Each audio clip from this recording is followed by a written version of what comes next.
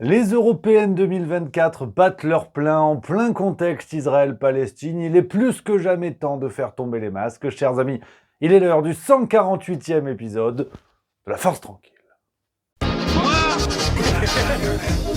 Excusez-vous. En Non mais cet homme est 2018, ahurissant. porte-parole du gouvernement. Ce que vous venez de faire, c'est super. Les copains, les copines, très heureux de vous retrouver pour cette nouvelle émission, ce nouvel épisode de La Farce Tranquille, votre rendez-vous politique pour décrypter tout ce qui se passe avec beaucoup de maestria, beaucoup d'élégance, beaucoup de galbe au niveau de ce physique et surtout beaucoup de bonheur, les amis, parce que ça y est, au moment où je vous parle, là, on est évidemment le 8 mai, donc c'est férié, c'est que du plaisir. Vive la France, hein, on est à 4 jours maintenant de la toute première date qui a eu lieu à Lausanne, le 4 mai 2024, première date de la tournée Zinzin. Petite ambiance pour vous dire à quel point c'était zinzin.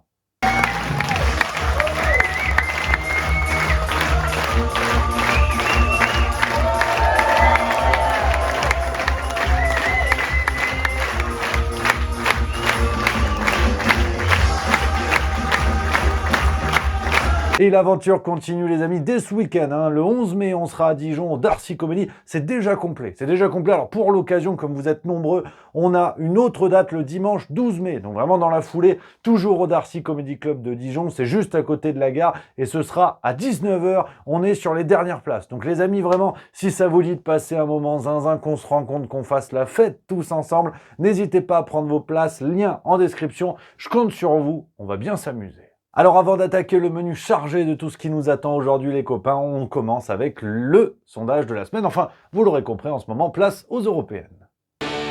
Maintenant ça va chier.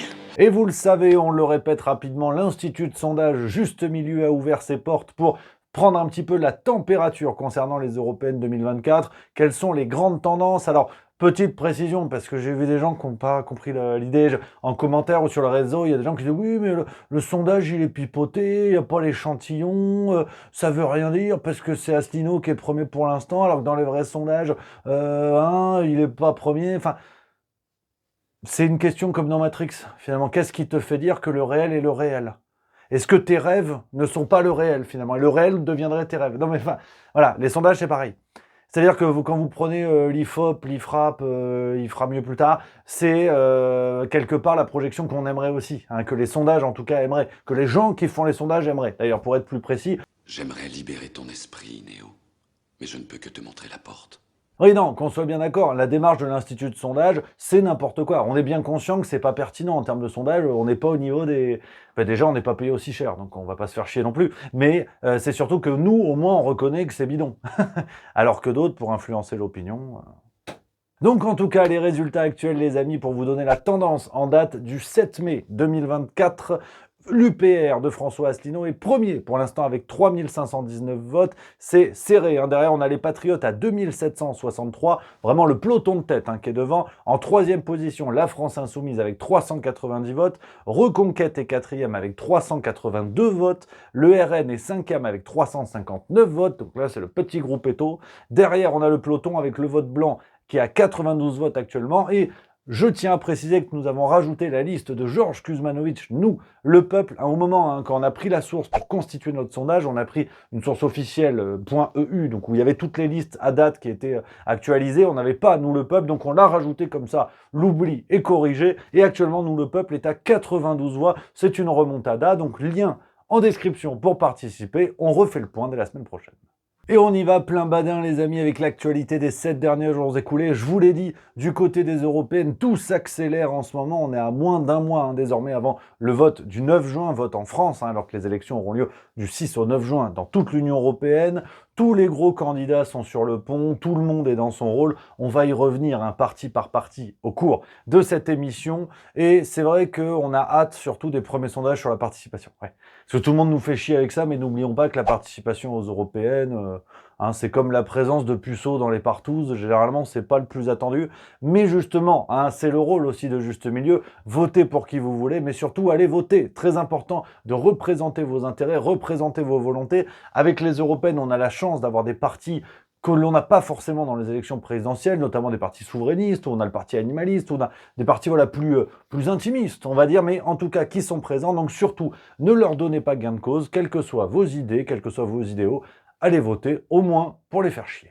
Ça va et vient, c'est comme la queue du chien.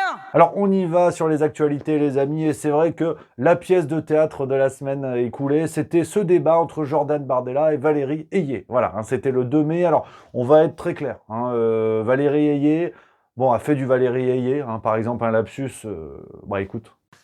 Moi, je suis attachée au droit d'asile. Je pense qu'il faut effectivement qu'on permette aux femmes yézidis, aux chrétiens d'Orient, pardonnez-moi. Voilà, hein, donc bon, on peut repasser mille et une séquences. Alors, on va être très clair. Les amis, un soutien de Bardella qui vont me dire « Ouais, qu'est-ce qu'il a été bon ?» Un débat contre Valérie Ayé, c'est un match de tennis contre Gilbert Montagnier, d'accord? Donc, il n'y a pas vraiment de mérite. On aime bien Gilbert Montagnier. Sous les sunlights des tropiques, on embrasse. Mais bon, faut être quand même conscient des forces en présence. Non.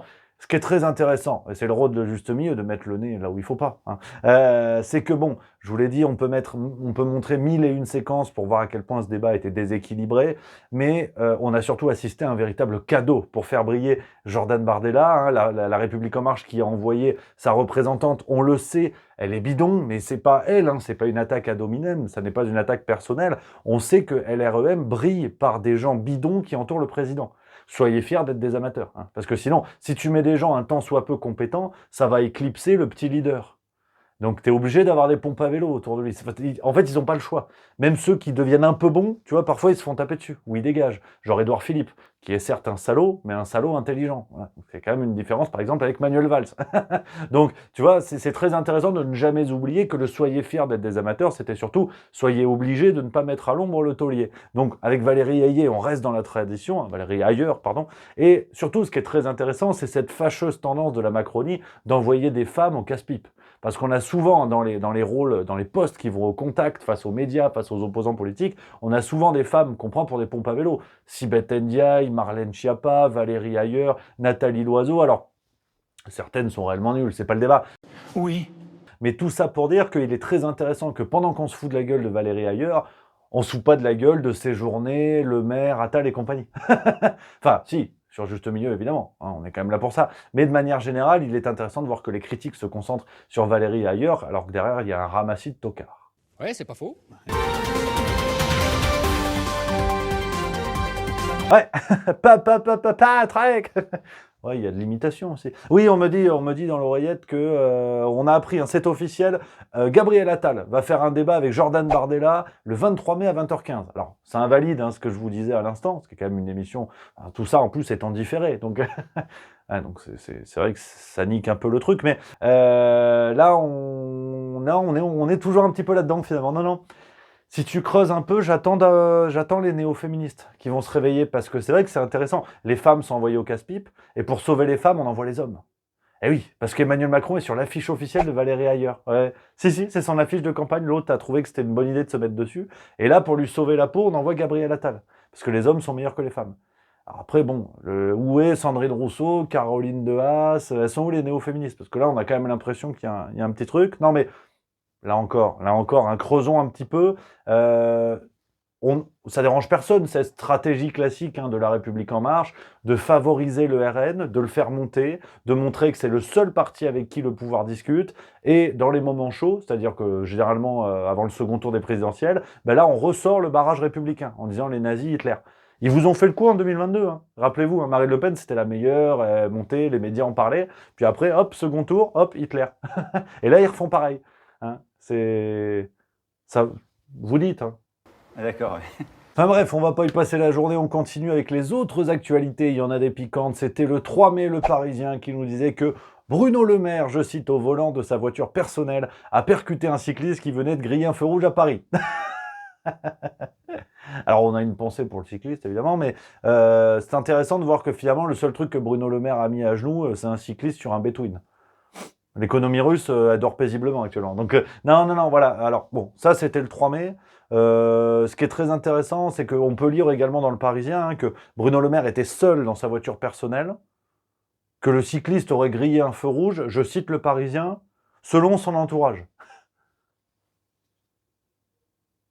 Alors, si j'étais complotiste, voilà, vous connaissez, c'est juste milieu, je donne toutes les versions. Si j'étais complotiste, je vous aurais dit, ils ont dû enterrer l'affaire, à mon avis, c'est bien plus grave que ça. Non.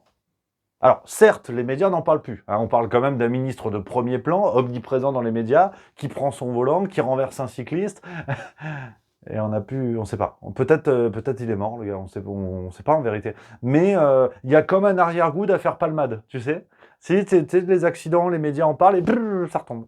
Et l'autre était au Parc des Princes pour voir le PSG également à genoux, hein, parce qu'ils se sont fait éliminer. Mais non, c'est très intéressant. Puis d'ailleurs, tout le monde en a tellement plus rien à foutre que Bruno Le Maire était à l'Assemblée nationale le 7 mai, hein, en détente, et il a dit « La France réussit, sa politique économique marche ». La réalité, monsieur la baronne, c'est que la France réussit, que sa politique économique marche et qu'elle donne des résultats pour l'emploi, pour nos compatriotes et pour notre économie. Aucune pensée pour le cycliste, il aurait pu glisser un mot, dire franchement j'ai respecté les règles, mais là désolé pour lui, on l'embrasse. Non, rien à carrer du cyclotouriste, vraiment c'est extraordinaire. Pendant ce temps, Xi Jinping, président chinois, a fait sa petite visite en France, hein, c'est à partir du 5 mai pour 2 jours, et Emmanuel Macron a envoyé Gabriel Attal pour l'accueillir. Voilà. Cette bulle de sécurité a augmenté. Alors il y a un volet un peu de paranoïa probablement au niveau du régime et du personnage Xi Jinping lui-même, mais de monter en gamme la sécurité pour essayer d'être en symétrie, en miroir de ce que font les Américains, plus que ce que font les chefs d'État européens ou d'autres pays dans le monde, d'être vraiment sur une symétrie, un miroir de ce que pourraient faire en matière de sécurité et de mise en scène de la présidence les Américains. Donc l'avion, cordon de sécurité, tout un... Oui, parce qu'en fait, aujourd'hui, on est assez clair sur le fait qu'Emmanuel Macron a les mêmes connaissances en diplomatie qu'en femme de son âge. Donc, si tu veux, il n'en a plus rien à foutre. Hein, tu reçois le président de la Chine. C'est pas un représentant en aspirateur, Xi Jinping. C'est-à-dire que le jour où il tousse, la France, c'est un parking. Hein, en sous-sol, en plus. Donc, voilà. Et nous, Macron s'est dit, tiens, on s'en fout, on va lui envoyer le Premier ministre. Alors que l'usage est quand même que ce soit le président et sa femme qui accueillent le président et sa femme. Ouais. Non, là, il a dit, on s'en fout. Il en a tellement rien à branler qu'après, Xi Jinping est venu à l'Élysée en présence d'Ursula von der Leyen. On ne sait pas pourquoi. Le président de la Commission européenne était là, Macron lui a demandé de venir, alors sûrement une sorte de parent-prof pour se rappeler les bonnes années. Alors, on continue, hein, parti par parti, on enchaîne sur La République En Marche. Valérie Ayé, je vous l'ai dit, pêcheur, hein, d'ailleurs, on fera une cagnotte bientôt pour lui venir en aide, mais on ne peut pas lui reprocher une chose, c'est qu'elle est honnête. Sur Sud Radio, le 6 mai, elle a dit « Si être fédéraliste, c'est accélérer l'intégration, alors oui, je suis fédéraliste. » Voilà, non mais arrêtez de chercher, en fait, c'est la candidate de l'Europe. La France... c'est une région, c'est un village, c'est Pouzol, voilà. Hein, je crois qu'on peut le dire. D'ailleurs, dans le débat du 5 mai également, hein, elle a dit « Je suis d'accord pour que les ultra-riches contribuent au pot commun, mais je pense qu'ils doivent rester en Europe. » Moi, je suis d'accord pour aller chercher, faire que les ultra-riches contribuent au pot commun, mais je pense que les ultra-riches, ils doivent rester en Europe. Et que donc, en ce sens, laissez-moi terminer, s'il vous plaît, et que donc... La négociation, elle doit avoir lieu à l'échelle internationale. Parce que c'est la seule échelle, on l'a vu. On a un espace qui est l'Europe. C'est exactement ce qu'on a fait. Sur la taxation... Voilà, donc oui, mais... Voilà. Puis tu sais, ce fameux chantage de « Oui, mais si on taxe les riches, ils vont partir. » Mais comment ils font pour produire en France dans ce cas-là? Le Made in France, notamment l'industrie du luxe. La France a encore un poids là-dessus. Le Made in France, c'est une certaine qualité dans des secteurs économiques. Donc les riches vont pas s'en aller. Et bon, alors, pareil, hein, ce bon vieux chantage. On passera sur le tutoiement avec Raphaël Glucksmann. On comprend que c'est bonnet blanc et blanc bonnet. Et on enchaîne. Alors, je vous l'ai dit, c'est n'importe quoi à tous les niveaux, même dans les détails. Ça, c'est intéressant. L'opinion du 3 mai nous sort un petit article dont personne n'a parlé ou presque, qui nous parle du deal sur les fins de carrière anticipées à la SNCF. Ouais. Bon, la SNCF, certes financée par l'État, a plus ou moins contourné la réforme des retraites. Voilà. Non mais voilà, c'est pas marrant. Et Bruno Le Maire a dénoncé un dysfonctionnement. Ouais. Et il a dit qu'il n'était pas au courant. Alors que l'opinion nous dit que bon, le ministère de l'économie chapeaute directement l'agence des participations de l'État, dont le directeur siège au conseil d'administration de la SNCF. Voilà, donc... Bon, donc il était au courant. Et ce qui est intéressant, c'est que l'opinion nous dit également, au moins un conseiller de Gabriel Attal en était informé, même si l'entourage du chef du gouvernement dément. Donc bon, potentiellement, même entre eux, ils se font des crasses à se dire les trucs ou pas. C'est Dallas chez les Guignols. Quelle indignité. En parlant de Guignols, du côté du Rassemblement National, c'est Jordan Bardella, hein, de plus en plus présent dans les débats et tout ça. Hein. Alors on nous dit, ouais, il est très fort en débat, il est posé. Alors deux choses. Déjà, les autres sont nuls, je vous l'ai dit tout à l'heure. Et aussi, il est bon. C'est plus ou moins un stand-upper, Jordan Bardella. Bah, il prépare ses blagues en avance, il prépare ses trucs, mais on l'a vu, dès que tu le secoues sur les trucs qu'il n'a pas préparés, c'est la tuile. C'était une coquille vide, c'est-à-dire qu'en termes de fond, il était plutôt limite. Il ne lisait pas particulièrement, pour ce dont je me souviens. Il ne s'informait pas du tout, parce qu'il ne reprenait que les éléments de langage de Marine Le Pen. Donc lui qui était très rigide, très vertical, limite pet sec si vous voulez, avant 2018, il a fallu le faire vivre un peu. Et même ces blagues, tu vois, il n'y a aucune... Non, regarde, dans le débat du 5 mai où ils étaient plusieurs en présence, il a dit pas du tout Madame Hamas, pardon Madame Aubry. L'opprobre sur tous nos concitoyens de confession musulmane ou d'origine étrangère, vous voyez, c'est insupportable, Monsieur Bardella. Et avec les Bardella au pouvoir, il n'y aurait pas eu de Bardella aujourd'hui. Là, niveau des débats. Donc en fait, je veux bien qu'on se foute de la gueule de Gabriel Attal, Véran et compagnie, qui glissent des punchlines dès qu'ils peuvent, mais les méthodes sont les mêmes de l'autre côté. Du côté des Républicains, alors on continue sur ce truc qui est très tendance en ce moment, c'est les fourmis qui se prennent pour des ours. Tu sais, il y a Glucksmann qui nous a dit « Ouais, les Chinois, ils m'ont espionné. » Voilà. Et François-Xavier Bellamy, il a fait pareil. Sur LCI, le 7 mai, il a dit « Les services américains m'ont informé que j'avais été ciblé par une cyberattaque chinoise et donc je porte plainte aujourd'hui. » Parce que je l'ai appris tout récemment, je l'ai appris par les services américains qui nous ont informé que j'avais été ciblé par une cyberattaque en provenance d'un groupe de hackers liés au régime chinois. C'est pas méchant. Moi, Bellamy, j'aime bien. Déjà, quand t'as un nom de roman, c'est stylé, globalement. Mais t'es qui, en fait? C'est toujours cette question. Je veux dire, on est à quel niveau de boulard pour estimer que les services secrets étrangers, notamment chinois et américains, s'intéressent à ta petite personne? François-Xavier Bellamy, c'est 8,2% aux européennes de 2019. Donc je veux dire, en termes de matière grasse, t'es en dessous d'une danette vanille. Est-ce que tu penses sincèrement que les services secrets chinois se disent « Putain, lui, il peut faire des trucs, lui ».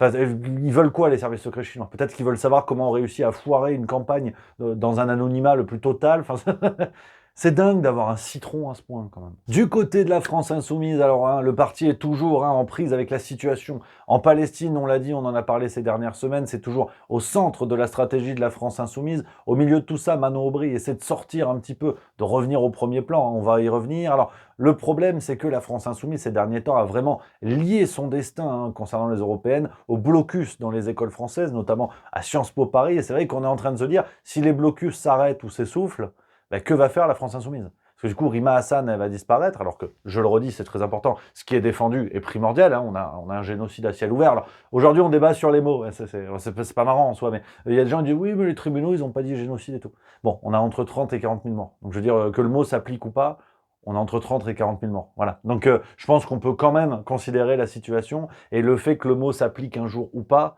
ne fera pas revenir les morts et ne les rendra pas plus ou moins graves. Voilà, juste ça. Puis, quelle que soit la nationalité des gens, je crois que quand on a des civils qui crèvent, on peut éviter de se chamailler sur le dictionnaire. Et puis, comme je vous l'ai dit, Manon Aubry essaie de revenir un petit peu. Alors, on a eu plusieurs débats ces derniers jours. Elle repointe un petit peu le bout de son nez, mais c'est vrai que c'est fragile. Puis, la pauvre, c'est quand même pas un cadeau parce que, du coup, elle ramasse toute seule les pots cassés. C'est Mélenchon, Boyard, Rima Hassan qui sont sur la situation Palestine. Puis, une fois qu'on les voit plus dans les médias, il reste Manon Aubry toute seule, qui se fait déchirer par tout le monde sur les agissements de ses potes.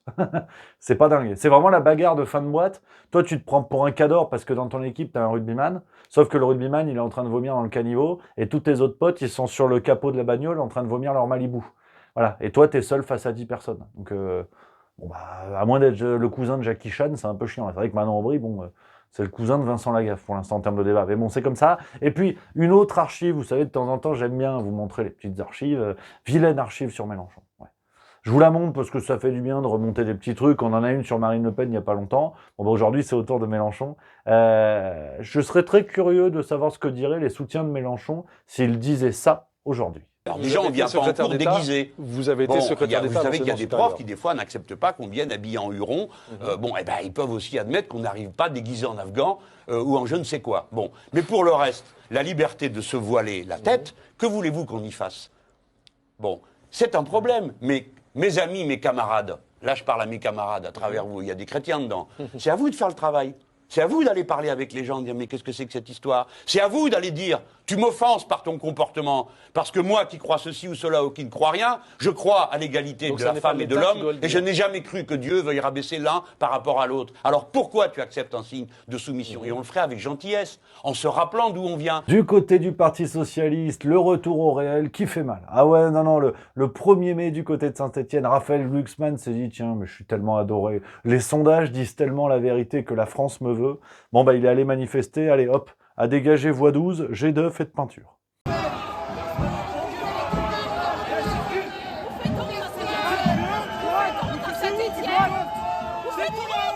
Alors bon, il y a eu une micro-polémique, je vous en parle, l'épisode est très long, mais je vous l'ai dit, c'est un épisode complètement dingue aujourd'hui. Il y a eu une micro-polémique parce que dans le cortège de Saint-Etienne, les médias ont retrouvé un certain Lionel Jamon, militant La France Insoumise. Et donc Glucksmann a dit, oui, tout ça instrumentalisé par France Insoumise, c'est la faute à Mélenchon. Je pensais que c'était du complotisme, ce genre de réaction, mais là, ils ont dit non, c'est bon. Là, ils ont dit c'est bon. Alors, de l'autre côté, la France Insoumise a dit ça n'a rien à voir. Une micro-polémique qui a duré 2 jours. Genre, on est parti d'une nouvelle affaire Dreyfus à une demi-finale d'Interville, plus ou moins, en termes de gravité. Mais tout ça pour dire que ce qui est très intéressant dans la propagande médiatique ambiante, hein, c'est qu'aujourd'hui, tout le monde s'est concentré, tu vois, sur un militant LFI. D'après les médias encore, il y avait 50 personnes présentes qui s'en sont pris à Glucksmann, qui lui ont jeté des trucs et tout. Ça fait donc un militant LFI et 49 autres non LFI qui peuvent pas le blairer. Voilà, c'est surtout ça qui est intéressant. Ouais, c'est pas faux. Parce que les sondages te disent que le gars, il a 17%, hein, enfin autour de 15-17, tu vois. Alors qu'en fait, personne ne peut le blairer. Dans un cortège du 1er mai, donc avec une certaine tendance de gauche quand même, tu vois. Donc, je dis pas que les sondages nous prennent pour des cons et sont en train de pipoter complètement l'élection. J'ai juste que Glucksmann, faut pas oublier qu'au départ, c'est un mec, la dernière fois qu'il a vu un ouvrier, c'était dans les Sims. Je suis bien d'accord avec la grosse. Et puis sinon, Olivier Faure sur Sud Radio le 7 mai, hein, qui nous annonce le retour de la NUPES, mais sans la France Insoumise. Quel que soit le résultat de Glucksmann le 9 juin, vous préparerez après le 9 une coalition sans Mélenchon. Une coalition de gauche sans Mélenchon, c'est clair. Je crois que c'est absolument clair. Oui, alors là encore, j'ai une pensée émue pour nos amis électeurs de gauche que j'embrasse tout le monde. Moi, je suis un humaniste. Parce que c'est vrai que bon, la NUPES, on l'a déjà dit, je l'ai déjà dit dans des précédents épisodes de La Farce Tranquille, c'est un projet politique très intéressant qui avait pour objectif de réunir les tendances de gauche, donner plus de poids à ces idées-là, à cet idéal-là. Et bon, on a vu que finalement, il n'y avait que des intérêts électoraux. Alors, les gens ont dit, oui, mais c'est Mélenchon, il voulait jouer tout seul. Bon ben Faure veut faire pareil, voilà. Juste pour vous dire à quel point on n'en a plus rien à cirer maintenant des idéaux de gauche, et c'est juste un vernis qu'on applique pour tromper les gens et s'arroger quelques postes, s'arroger quelques bons scores aux élections. Donc voilà un petit peu où on en est. Pendant ce temps, du côté d'Europe Écologie Les Verts, Sandrine Rousseau sur BFM le 6 mai, qui était en pamoison devant Minima Gesté, drag queen, qui va porter la flamme olympique. Moi, je voudrais vous dire merci. Merci pour ce que vous faites. Merci pour visibiliser comme ça les combats que vous menez. Merci de percuter aussi une société qui est très hétéronormée, très calibrée sur des réflexes et sur des impensés. Et vraiment, ce que vous faites, le travail que vous faites, toutes les dragues, enfin tout ce travail-là, c'était un travail de transformation de la société en profondeur. Et merci pour ça, parce que vous êtes un signe de libération, d'émancipation, et je suis sûre que vous êtes un modèle pour bien des gens, donc, et des jeunes. Et vraiment, aux homophobes, aux LGBTQIA+, phobes, vraiment, passez votre chemin. Alors, je veux juste vous rendre l'appareil. Merci beaucoup, je suis ultra honoré d'être sur ce plateau avec vous quand je viens d'apprendre que vous serez sur le plateau. Sandrine Rousseau, c'est un vrai bonheur. Voilà, j'ai pas plus à vous dire. J'ai cherché des blagues, mais franchement, non. Voilà, Sandrine Rousseau, bon bah oui, l'écologie, les éoliennes, les ficus, les drag queens. Pourquoi pas, hein. Et puis enfin, du côté de Reconquête, c'était le moment chaud médiatique, hein, qui vole un œuf se fait taper par un Zemmour. C'est l'adage cette semaine, hein. Il était en déplacement en Corse, chez nos amis corses, du côté d'Ajaccio le 4 mai, et il a reçu un œuf par quelqu'un qui n'était pas content, une femme, et il a décidé de la taper.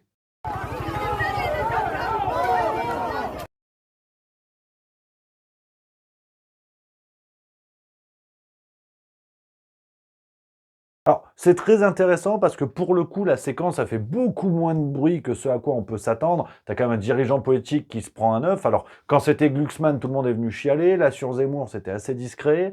Derrière, il a frappé une femme. Donc là, pareil, tu dis, putain, tout le monde va monter au créneau. Marlène Schiappa, 3 heures de médias. Non. Je sais pas si vous en aviez entendu parler, ce truc-là. Normalement, oui, mais tu vois, c'était plutôt timide par rapport à d'habitude où on fait un foin pour un chat qui pète. Là, c'est très intéressant parce que personne ne plaint le politicien qui a été attaqué. Alors, généralement, il y a une forme d'unanimité quand c'est tout le monde, sauf l'extrême droite. Et en même temps, de l'autre côté, il n'y a pas de chialerie comme d'habitude, tu vois, du côté des néo-féministes qui seraient venus sur le plateau en disant Zemmour, vous voyez bien, c'est le patriarcat blanc. C'est très marrant de voir que même le gouvernement ne dit rien. Alors, la semaine dernière, on évoquait l'alliance qui se fait entre le gouvernement et Reconquête pour tenter d'affaiblir le RN. Est-ce que toutes les pièces du puzzle sont censées s'assembler? À vous de voir. Et voilà les amis, on arrive à la fin de cet épisode musclé, on peut le dire, et on va finir comme d'habitude quand même, avec une pépite de la semaine.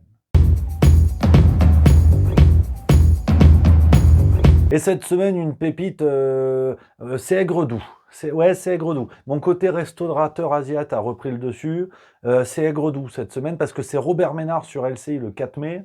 Il est chaud pour envoyer nos jeunes à la mort. Oui, mais alors, qu'est-ce que ça veut dire? Ça veut dire que vous êtes prêts à ce que des jeunes garçons ou des jeunes filles se fassent tuer pour l'Ukraine? Eh oui.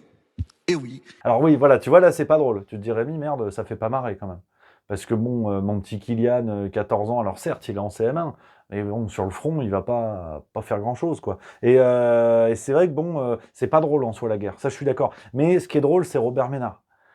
Parce qu'on est toujours, en fait, sur cette réaction qu'on peut commencer d'ailleurs presque à déposer, à réfléchir aujourd'hui sur notre politique actuelle, c'est qu'on nous bassine à longueur d'antenne, à longueur de journée, avec des personnages politiques qu'on met en avant, mais en fait, t'es qui? On sait pas qui c'est, en fait. On les connaît pas. Robert Ménard, il est maire de Béziers, en fait. Depuis quand le maire de Béziers décide qui on va envoyer à la guerre? C'est pas pour porter atteinte à nos amis biterrois, qu'on embrasse, évidemment, mais c'est leur maire. T'es qui, en fait? Voilà. Et Robert Ménard, on l'invite à fond dans les médias, mais on sait pas qui c'est.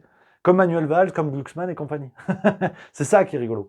C'est qu'ils vraiment, ils nous prennent pour des truffes et ils ont de moins en moins de cartouches. Donc voilà les amis, on arrive au bout de cet épisode. J'espère que ça vous a plu. Je vous l'ai dit, épisode plus que musclé aujourd'hui. On va se retrouver dès la semaine prochaine, vous inquiétez pas. Les vidéos continuent de sortir sur la chaîne YouTube, je vous abandonne pas. En attendant, prenez soin de vous.